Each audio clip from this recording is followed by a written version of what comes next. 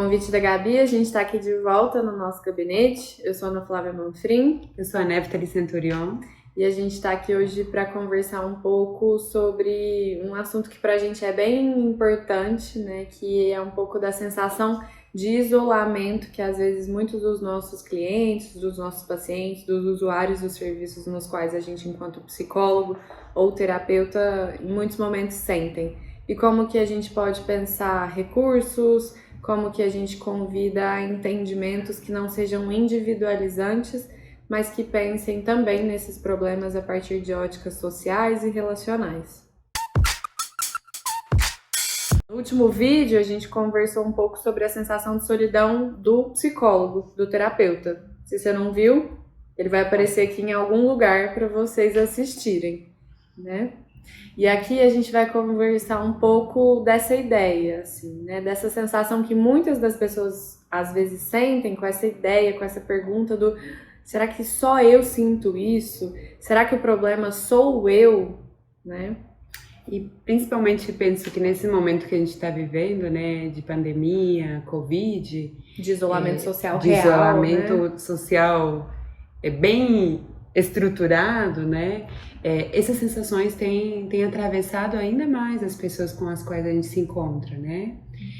Então, se a gente pensar, a gente vive numa lógica social da nossa cultura, no modo como a nossa sociedade funciona, que valoriza e enfatiza muito o isolamento, a individualidade, né, o afastamento, né, aquilo que se produz. A superioridade do eu, né, assim, a ideia do do autodesenvolvimento, da autoestima, da auto-performance, né? Em que nesse processo vai ficando inclusive muito pesado, muito desgastante um ser alto que tem que dar conta de tudo sozinho.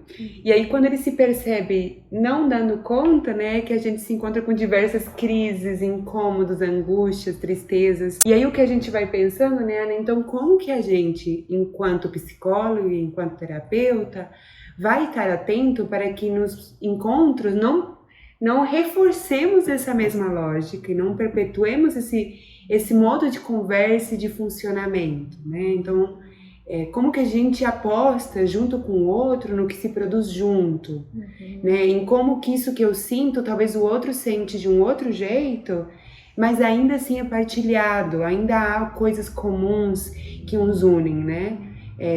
Nesse momento que a gente vive, talvez a gente fale assim, o que eu tô sentindo não é o mesmo, mas há pontos em que a gente pode talvez construir outros caminhos para seguir, né?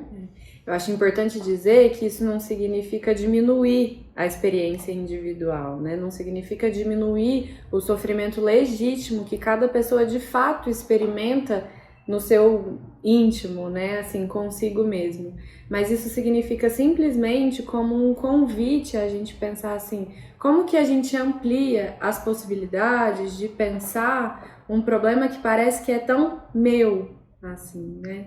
No mundo que a gente tem cada vez mais o fortalecimento desses discursos, né, da meritocracia, da ideia do conseguir por conta própria, como que a gente pode transformar as nossas conversas nos nossos diferentes contextos enquanto profissionais para o convite, assim, né, de como que a gente transforma, como que a gente descreve tudo isso que está acontecendo em termos relacionais. Isso que você parece que está sentindo tão sozinho, e aí eu atendo 2 clientes logo depois de você que está me contando um relato tão semelhante, né, assim, o que existe de repetição nessas histórias que parecem tão individuais? Como é que a gente pode fazer esses sofrimentos que parecem tão individuais estarem em conversas, né? Como é que a gente amplia isso exatamente para também criar uma sensação de comunidade, né? Uma sensação de que, assim, como que a gente traz esse social para o individual, né? Como é que eu compartilho? Eu quero palpitar, né? Eu tô aqui atrás da câmera. Sempre convidadíssima.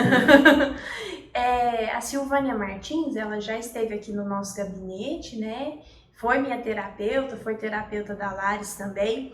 E lá no consultório dela, ela pintou uma parede com aquela cor verde de quadro, né? Isso. E aí, às vezes, em alguns processos, os clientes escrevem ou ela escreve e fica fica para o próximo próximo. cliente. Então, muitas vezes em que eu estive lá, eu vi o quadro se modificando. Eu mesma não escrevi, mas eu me banhei, assim, né? Eu recebi daquilo que estava escrito no quadro.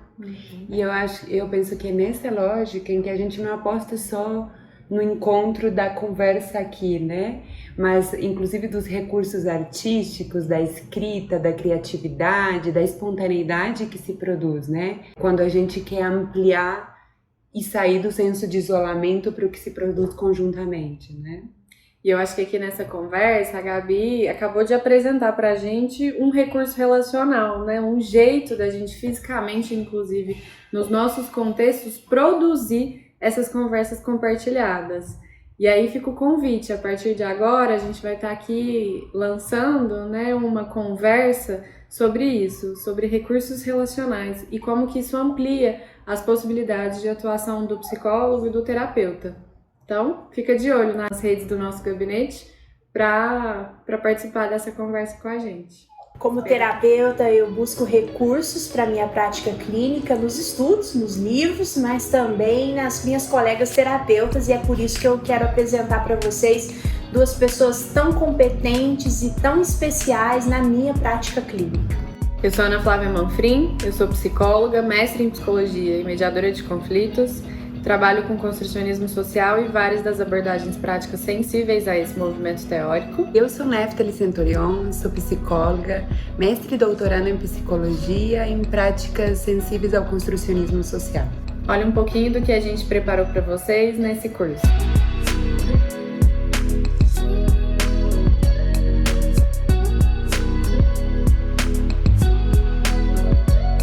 E fique atento às redes sociais do nosso gabinete para saber como se inscrever.